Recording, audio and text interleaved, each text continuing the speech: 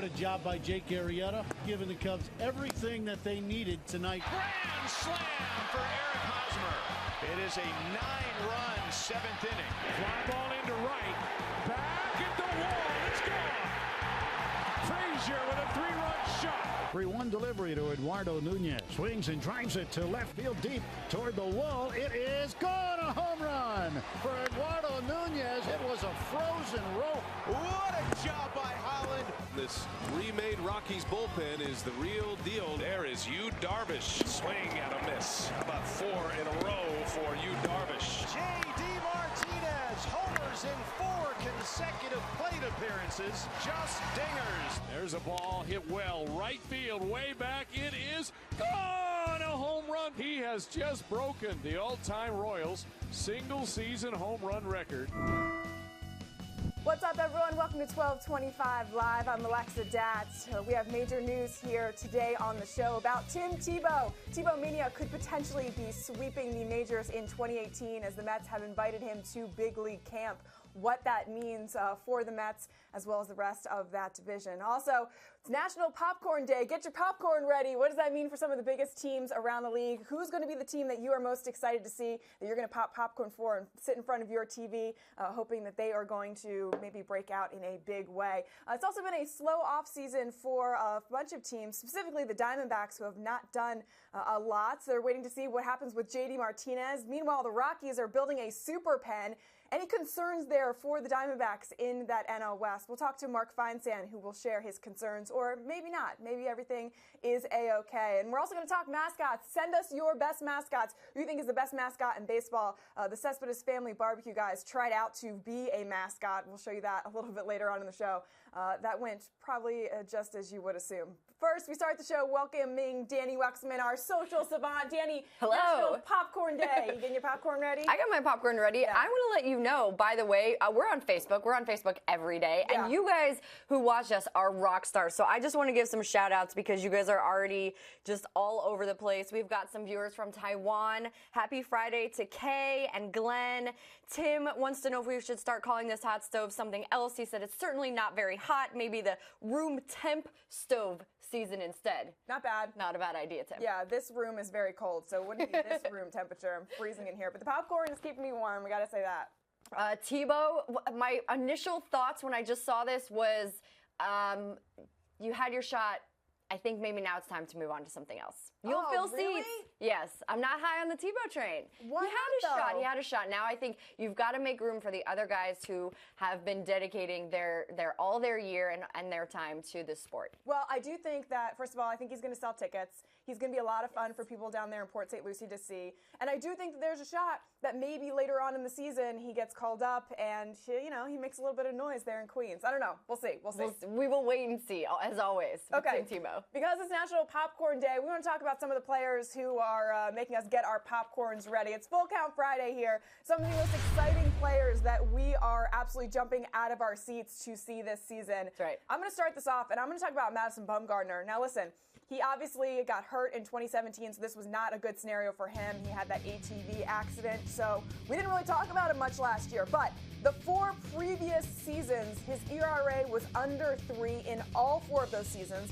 Finished top 10 in the Cy Young voting, and was an all-star each year. Plus, he's got Andrew McCutchen and Evan Longoria now joining that team. Both of those players are hungry for a championship. I'm not saying they're going to win the World Series, even though they have 3 times already this decade, but they are going to be contenders, and it'll be fun to watch Mad Bum come back. His resurgence will be cool. Okay, I like it. Listen, I'm going to go with a guy we haven't talked about a lot, and I'm going with Francisco Lindor. He's heading into his 4th season in Cleveland. As you enjoy that buttery popcorn, he's eligible for arbitration come 2019, so this is a big year for him. He's coming off a 33 home run season, helped lead his team to the divisional series, but they came up short. Everyone knows they came up short. He's dynamic in the field at the plate, and I'm excited to see how Mr. Smile is going to lead his team in new ways this season because I know he has some tricks up his sleeve, and I can't wait to watch this guy shine. All right, how about Marcell Ozuna, though? Because I know Francisco Lindor has got everyone excited, but Marcell Ozuna is joining a completely new team there in the NL Central. And he was so dominant for the Marlins in such an understated way last year. 37 home runs, 124 RBI, a 145 OPS plus. That's 10th best in all of baseball. He had the same WAR as Paul Goldschmidt. Yeah, we all wanted to talk about Paul Goldschmidt. It's going to be the year of Marcell Ozuna. I'm excited to see his bat in this Cards lineup and hopefully make the race for the division much more interesting than it was in 2017. Marcell Ozuna, my eyes on you. I got my popcorn ready. Man, I got my eyes and my popcorn ready for you too, Marcell Ozuna. But I am going with Shohei Ohtani next because it's obvious. The anticipation alone, without even watching this guy play one major league game, is killing me. I cannot wait to watch him do his thing on the mound at the dish. We obviously haven't seen anyone like him since Babe Ruth. He's been touted as the Japanese Babe Ruth, and I'm just excited to see what he can do with the Angels if he can help Mike Trout punch that World Series ticket, get that guy a ring. And the other cool thing I'm excited about is how he's changing the way the game is played. Teams thinking about six-man rotations. He could completely change the way we're watching baseball. One guy could do that. All right, but drum roll, because the most exciting guy that I think we all will have our eyes on for 2018 is Giancarlo Stanton. This guy is going to be absolutely lightning and thunder. I'm actually the most excited to see what the most creative fans in baseball, the New York Yankees fans, come up with to honor him and to rep him, because they already have, obviously, the judges' chambers out there for Aaron Judge. But you're going to have to find something to pair with those nifty judges' robes in order to pull this off. And, maybe it's just him repping his NL MVP, just wearing that around as much as possible, and the fans can maybe have replicas of those all around the stadium. But I do think that this and his 59 home runs joining that Bronx lineup is going to be one of the most incredible things to watch. And Danny, we're going to get a front row seat to it all because we love going up there to Yankee Stadium and checking it all out. I have a feeling we'll be eating a lot more popcorn and watching a lot more home runs this year in Yankee Stadium. So yeah, absolutely. All right. Talking about mascots. We're talking about mascots. Our friends Jake and Jordan, Cespedes Family Barbecue, as we're distracted by the popcorn. Yeah. They had a chance to go down to D.C. and basically figure out who would be the best racing president. Check it out. Jake Mintz, Jordan Schusterman here, Cespedes Family Barbecue at the Washington Nationals Racing President's Tryouts. Yes, the President's race during every Nationals home game in the middle of the fourth inning, and we're going to get to see what it's like to be a racing president. We're going to do a little competition here. I'm going to be George, he's going to be Abe, and we're going to see who wins. Let's go.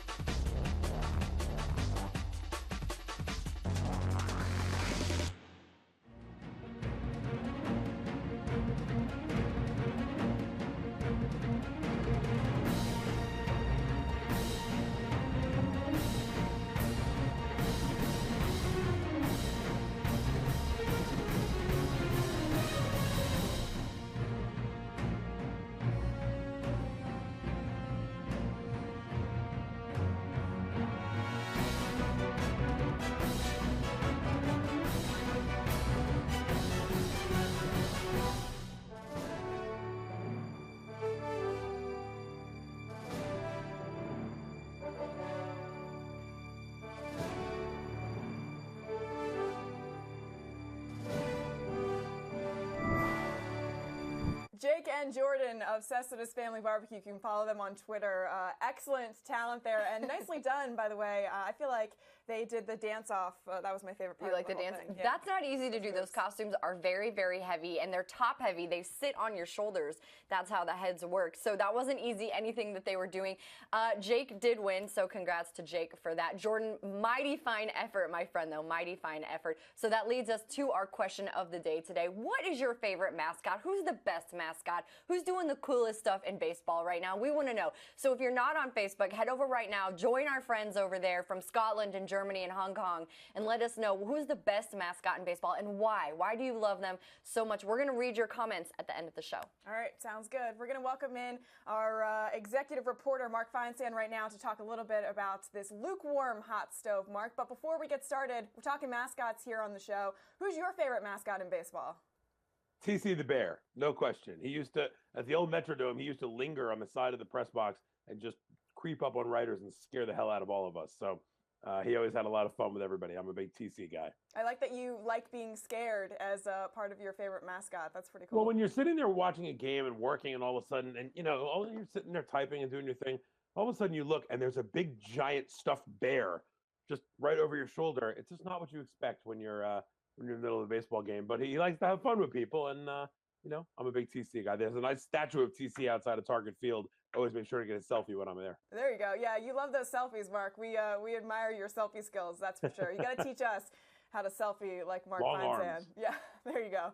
All right, let's talk about this hot stove or what we can make of it so far. You wrote a very interesting story about why JD Martinez's bat is still out there, Mark. Why? What can you tell us? I think a couple things. I think, everybody loves his offense. There's no question about it. The guy had 45 home runs last year. He's a power bat who would help any team out there.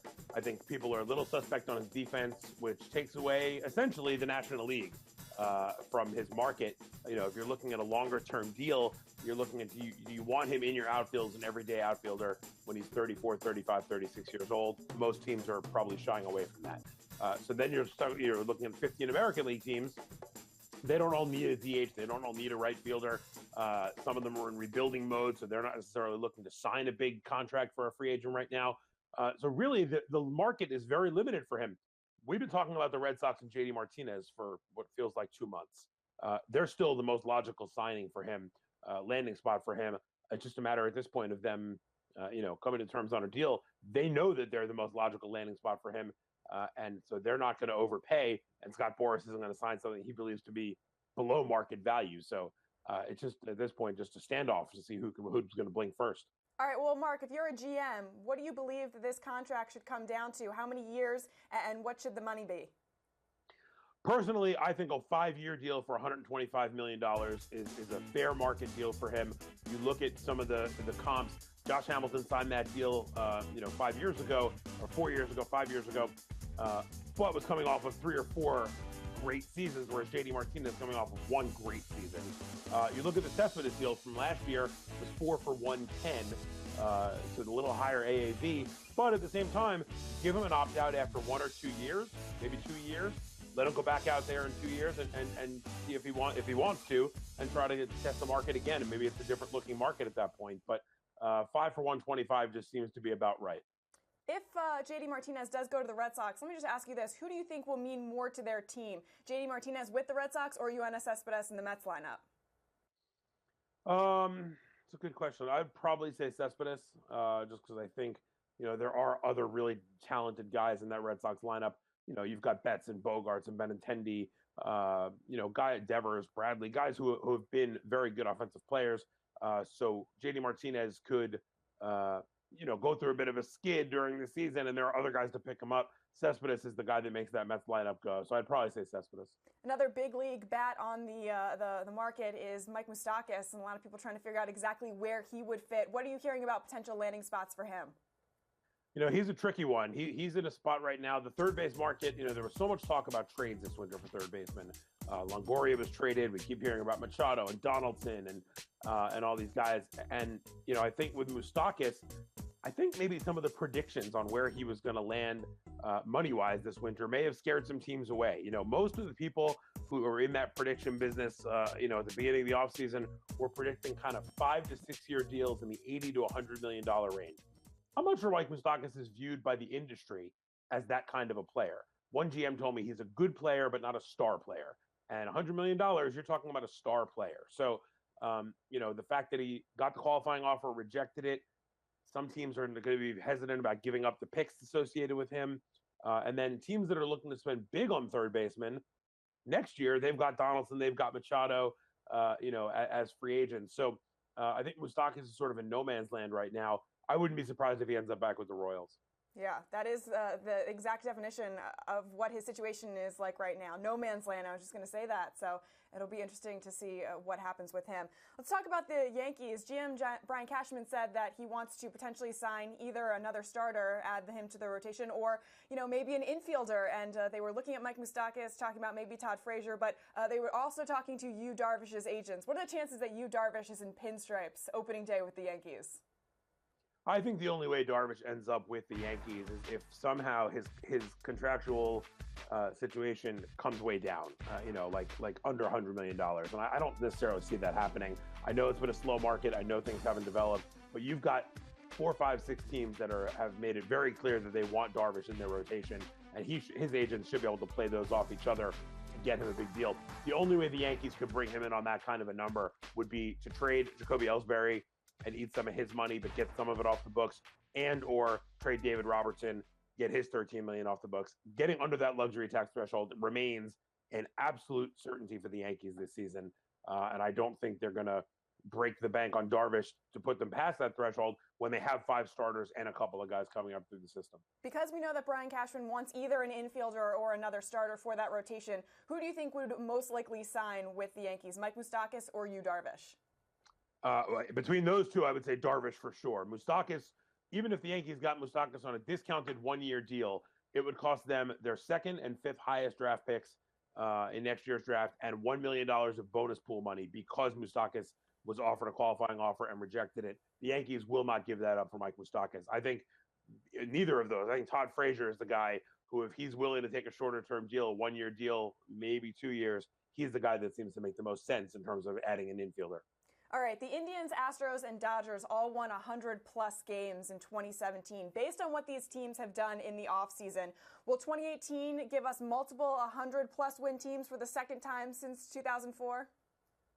I think it will, and I'm not sure that more than one of those teams will be that team. I think the Yankees are headed for a 100-win season, and I think the Astros are headed for a 100-win season. It wouldn't surprise me if the Dodgers wind up there as well, or the Indians. These are very good teams, and the Indians lost Carlos Santana, replaced him, at first base with Yonder Alonso, but they bring back almost everybody else. So, I guess they lost Brian Shaw, but all their major players, major pitchers are back.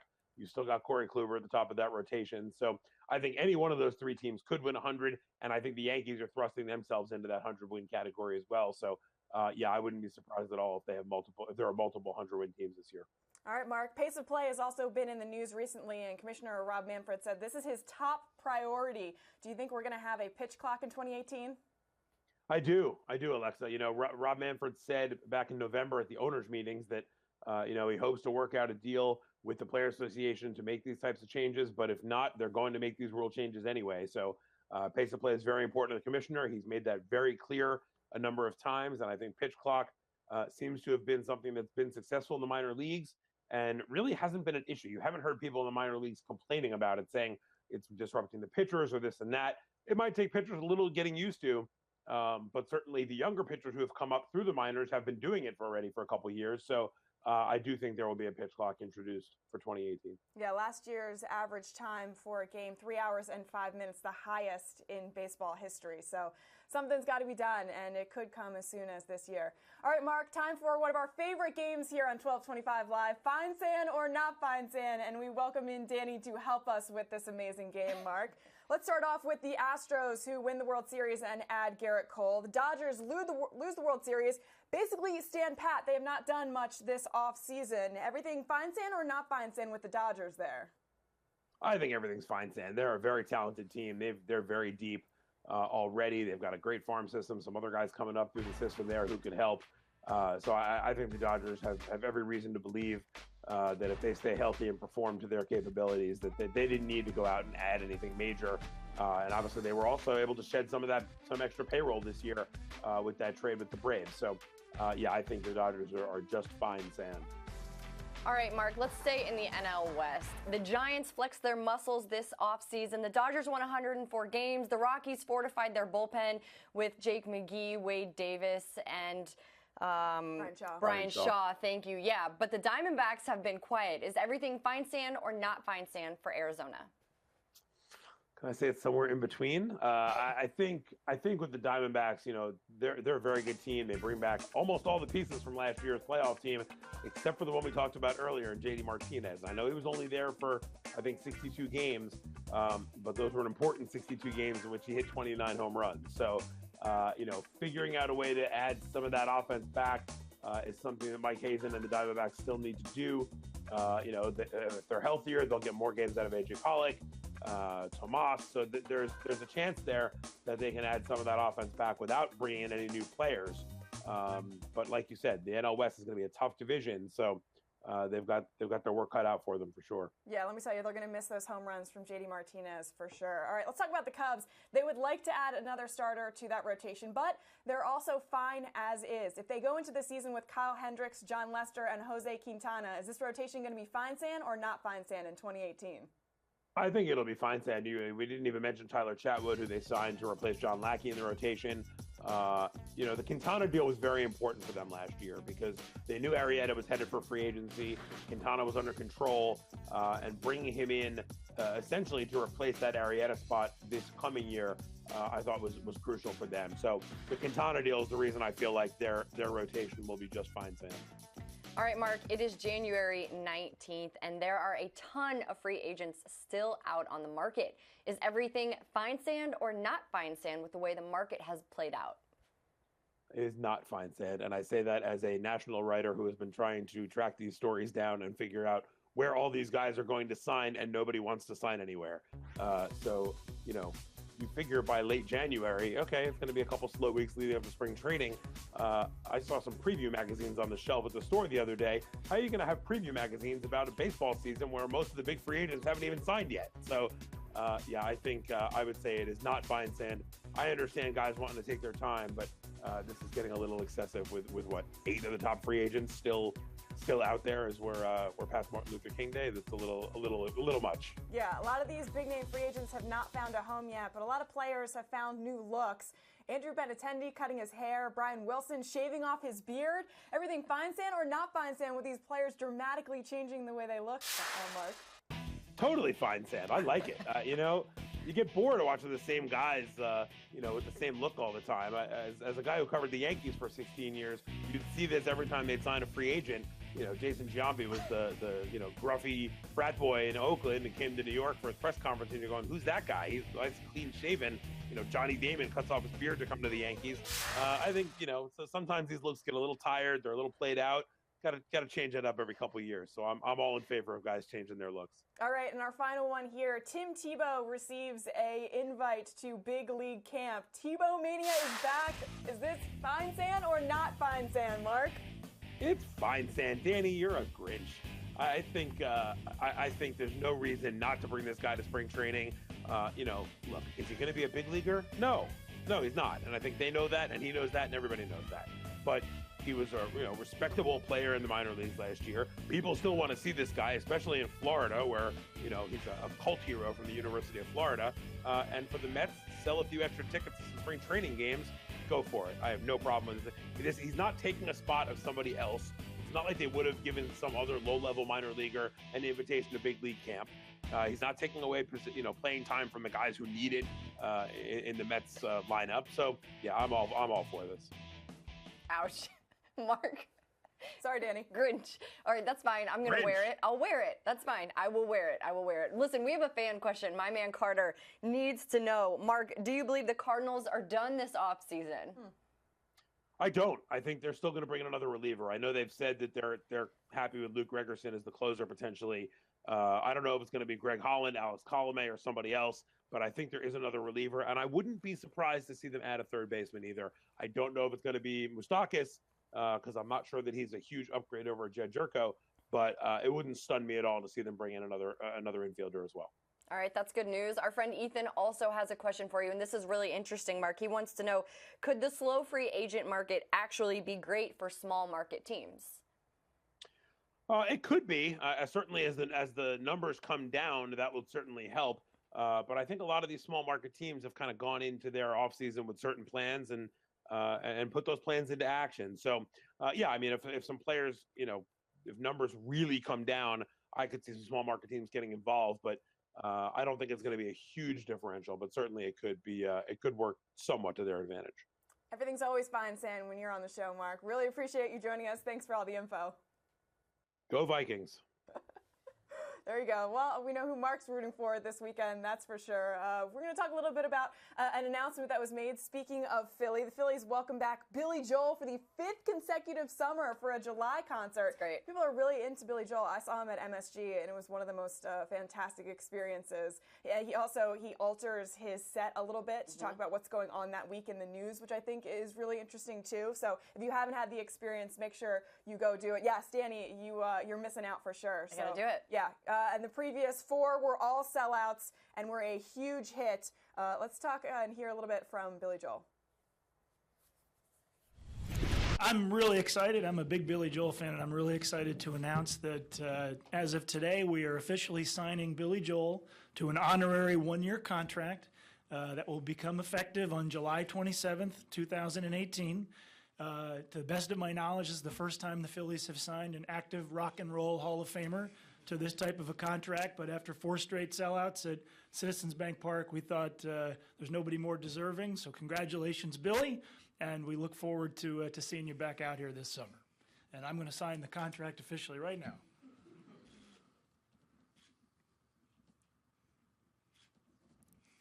And now, we show him the jersey? Let's do it. All right. I love that idea. This is awesome.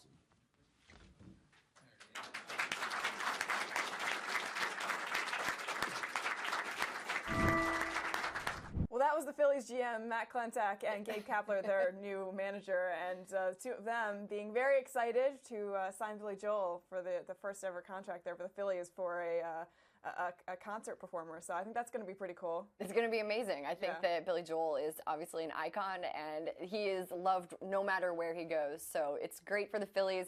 Maybe I'll have to sneak down there and watch that concert there. Yeah, you should. And Dani, this got me thinking about comparing Billy Joel song titles to teams or situations going on in baseball in my brain right now. You know what? I could see those wheels turning. The wheels turning. All right, yeah. Yes. So the one thing that I was thinking of for a song title was, I'm like, you know what? You may be right. I may be crazy. The San Francisco Giants might not be as good as I think they're going to be, but they may also be just as good as they have been earlier this decade when they won 3 World Series titles. Andrew McCutchen, Evan Longoria, 2 faces of the franchise for 2 different teams now joining the Bay Area. I'm really excited to see how this all plays out in a wide open NL wildcard. I've been talking about this all week, so you know I'm hyped up for them, and I just think you may be right. I may be wrong, but this team may be the lunatics that you're looking for, and they may go ahead and break out in the NL wildcard. Man, all right. Listen, I love that you are so passionate about it and that you're convicted and you're staying true to it. So don't jump off the bandwagon when they lose their first 20 games of the season, okay? That's all I'm saying. Don't you dare jump off, because I love you just the way you are. And I also love the Dodgers just the way that they are. That's my song for them, because they haven't done a dang thing this offseason. Let me tell you what they've done. They have reunited with Matt Kemp, and they got Tom Kohler back in December. Otherwise, cobwebs. These guys are quiet, but it doesn't matter because we know that they are a very strong, solid team, top to bottom. You can see Yasiel Puig there.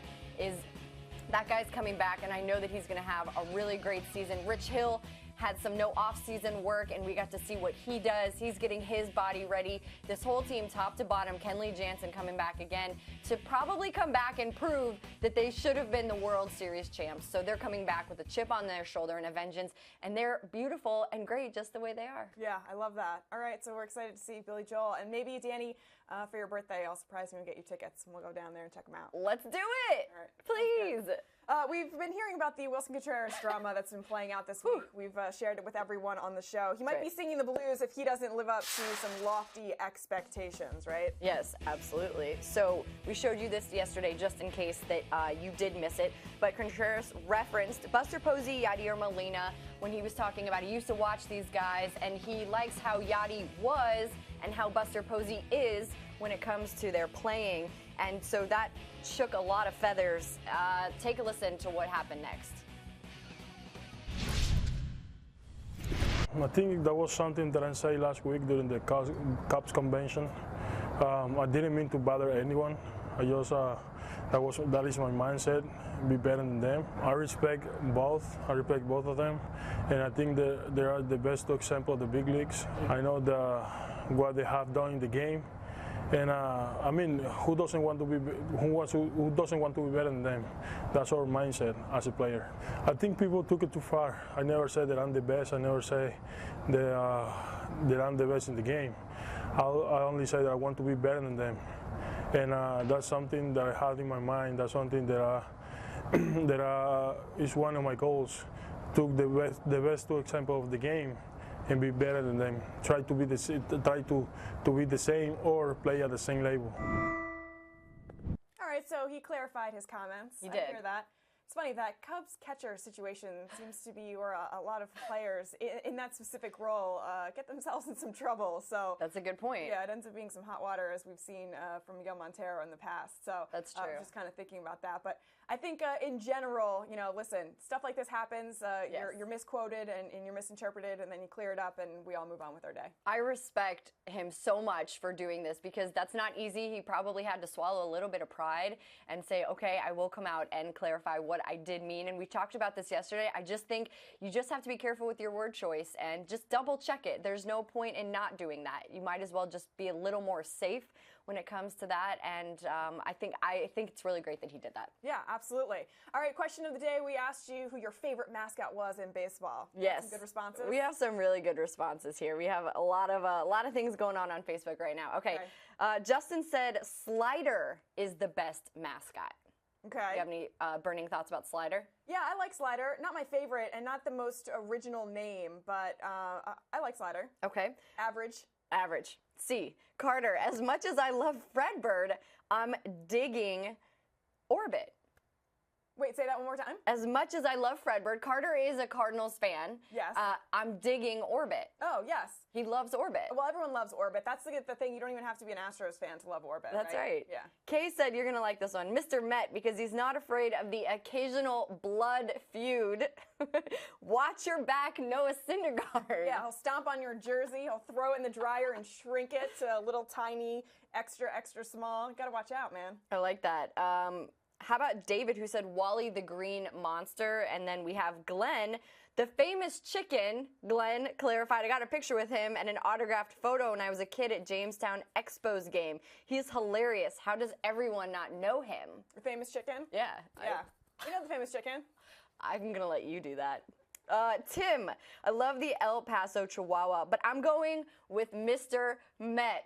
Does Alexa have any good Mr. Met stories to share? Does Interesting. I do have some good Mr. Met stories to share. I don't know that I can tell them to you all here on the show, but the one that I can tell you is that Mr. Met is the best dancer that I've ever seen and has backup danced for some really famous people like J-Lo and Rihanna. Okay. To town.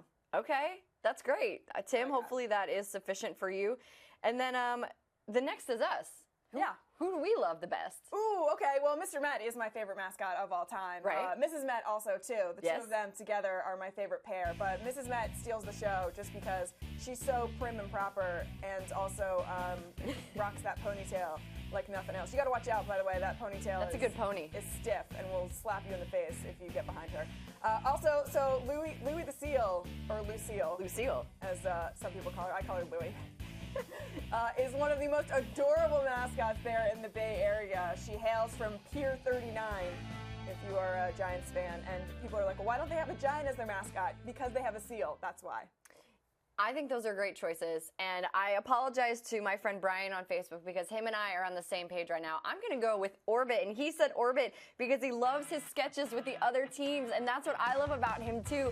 This guy, this girl, whoever is doing all of these things, so clever, so creative, and so gutsy because you have to have a lot of guts to go out there with players and with TV personalities. Alana Rizzo here being a really good sport about all of this. Philly Fanatic, or Orbit has an incredible personality. Next up, though, my friend Philly Fanatic, who I think also is a rock star. Whoever is coming up with these sketches and these skits, I'm a huge fan of. Entertaining the crowd. The kids love him. The fans love him. Everybody loves them. So for me, those two guys are top notch. All right, sounds good. Yeah, so thank you everyone for submitting your favorite mascots here to the show. You guys Our are rock final stars. story, not only of the show, but of the week, we're going to talk about bat flips because isn't that one of our favorite things, not only in baseball, but definitely here on 1225 Live. We take you down to the Dominican Winter League. This is Juan Francisco, bases loaded, the former big leaguer, and not only does he hit a grand slam, check out this bat flip. He holds it, hold a pose, strike a pose, vogue, you got it. Wait and for then, it. Oh, you toss it, get it out of here, get that bat as far away from me as possible. But let me strike a pose first. I love this. Get your cell phones out, take a selfie, get the Instagram going, and make sure that you remember this for the rest of your life because I just gave you one of the most iconic moments you will ever see in person, people, and that bat just gets launched into space. So I absolutely love this. Juan Francisco, our player of the week. He's killing it. He's basically made the entire baseball diamond his own runway. Yeah. And that bat is long gone, like you said. And you know what? He probably made it even hotter down there. It's a bit hot. So send some of that heat our way. Hit a few more home runs and send that heat our way, please. Yeah, he makes us want to get our popcorn ready, right? It gets us even more excited for the 2018 season. I've eaten a lot of my popcorn, so I'm going to save some for all the epic moments that will be happening in 2018. All right, sounds good. Thanks, Dani. Have a great weekend. We'll see you Monday. See you Monday. All right, and thank you for watching us. Make sure you get your popcorn ready for the 2018 season. We will be previewing it all next week right here on the show, 1225 Live. I'm Alexa Datt. Thank you so much for watching us here on MLB.com. Make sure to stay here because we got all the latest news, and we'll have it all next week. Join us Monday. Same time, same place. Have a great weekend, everyone. See you next week.